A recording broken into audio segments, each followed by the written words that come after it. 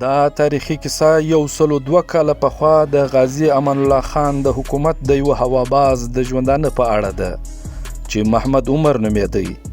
هغه د هوابازۍ لوړې زده کړې په روسیه کې ترلاسه کړې وې، خو په روسیه کې د 15 کلونو د هوابازۍ د لوړو زده کړو د ترلاسه کولو وروسته چې افغانستان ته راستون سو، نو له یو ډیر زیات دردناک حالت سره مخامخ سو.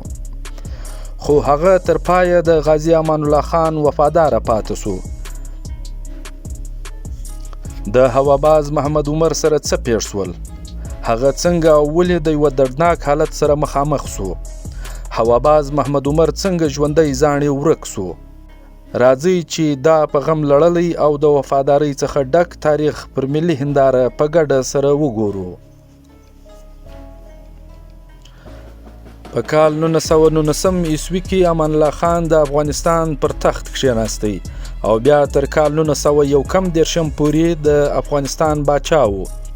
په همدې موده کې د غازی امان الله خان د حکومت لخوا یو هواباز یا پایلټ چې محمد عمر نومیدی خاص د غازی امان الله خان په ځانګړي امر سره د هوابازۍ په څانګه کې د لوړو زده کړو د هوابازۍ د تربیې او د روزنې لپاره په کال 1922 عیسوي کې روسیې ته ولېږل سو.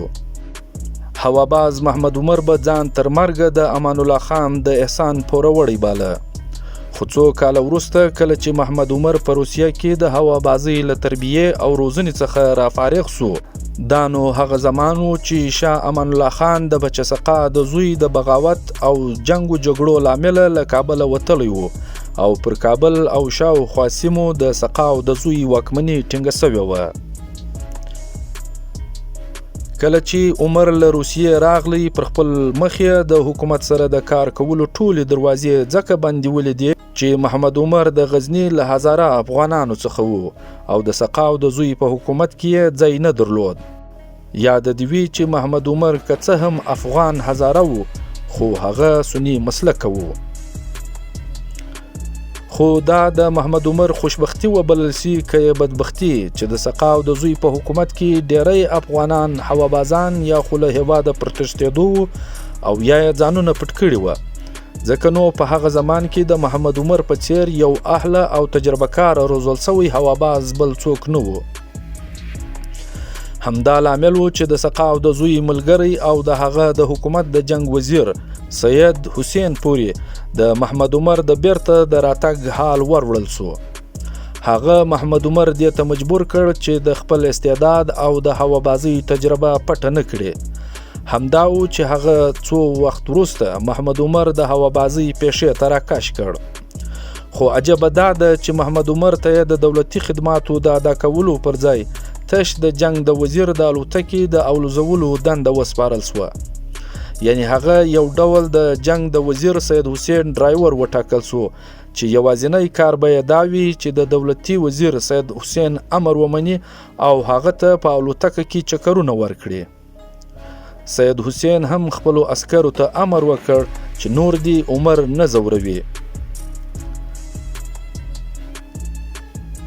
دا هغه زمان و چې شاه امان الله خان د کابل څخه وتلی و، لا یې کندهار ته د تلو اراده نه وه کړې او په وردګو کې د پوځ د راغونډولو لپاره په کار بوخت و. په دې زمان کې د سقا او زوی چې پر کابل یې موټې ټینګې کړې وې او د امیر المؤمنین لقب یې اختیار کړی و، له محمد عمر څخه وغوښتل چې د شاه امان الله خان پر کیمپ چې د وردګو په کلا کې و بمباري وکړي. خو عمر ځان نه تیاراوه او کلکه نټه یې وکړله. په دویم ځل بیا محمد عمر ته دا کار وسپارل سو، خو هغه بیا هم نټه وکړله. په دریم ځل په کلکه سره امر وسو چې د وردګو کلا دي د محمد عمر لخوا حتما بمبار کړل سي. دا ځل محمد عمر مجبور کړل سو چې الوتکه ته پورته سي او د وردګو په کلا کې جوړ د شاه امان الله خان پر کیمپ له هوا څخه بمونه ایله کړي.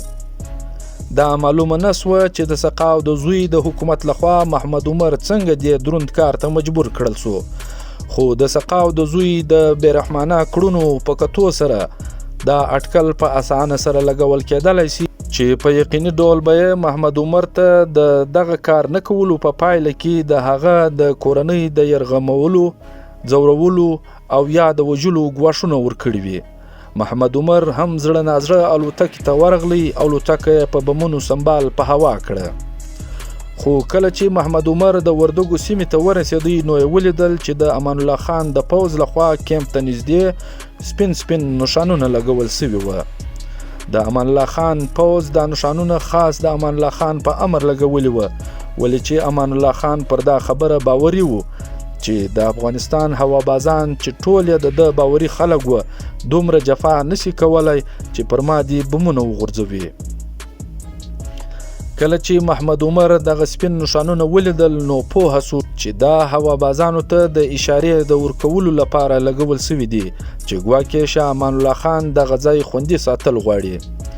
ځکه نو محمد عمر هم خپله الوتکه له دغه ځای څخه وپیچله او بیا یې بمونه په یوه لیرې ځای کې وغورځول چې هیڅ چاته یې هیڅ زیان ونه رساوه او بیرته یې الوتکه د کابل هوایي ډګر ته بوتلله.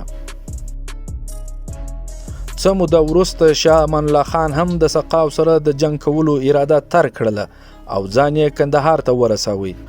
بل لور ته محمد عمر هم په کابل کې د ناقراره ژوند شپې او ورځې تیرولې. هیڅ چم یې نه جوړېدی چې څنګه د کابل څخه تیښته وکړي چې هغه زمان د سقاو د زوی د بې رحمه او بې ډوله حکومتولۍ د لاسه په یوه زندان اوښتی و.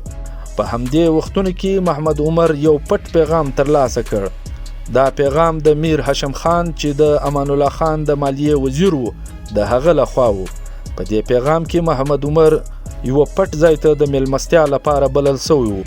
محمد عمر هم په ډیره زغرده سره هغه ځای ته ځان ورساوی. کله چې میر هاشم د ډوډۍ خوړلو په دوران کې عمر ته وویل که یوه الوتکه کندهار ته بوځي نو دا د سرو زرو ټولې سکې به د هغه وي.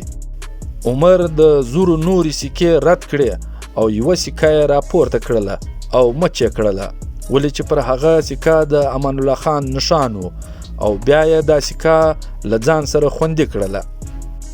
محمد عمر د میر هاشم خان سره هوډ وکړ چې ډیر ژر به یوه الوتکه له کابل څخه کندهار ته رسوي.